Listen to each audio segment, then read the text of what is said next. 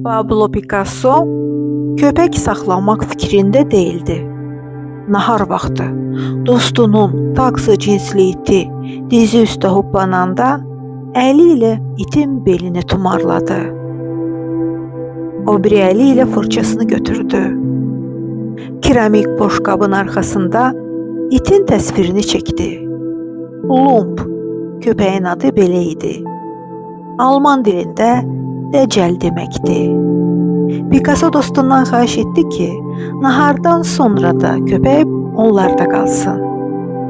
Sonra rica etdi ki, axşama qədər it onlarda olsun.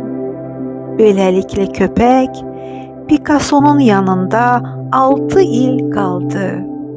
Onlar ayrılmaz dostlar idi.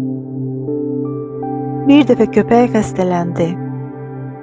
Onu müalicə üçün veterinara apardılar. Köpək geri qayıtmadı. 10 gündən sonra isə Picasso vəfat etdi. Köpək Picassonun həyatının son illərində ona yaxın dost oldu.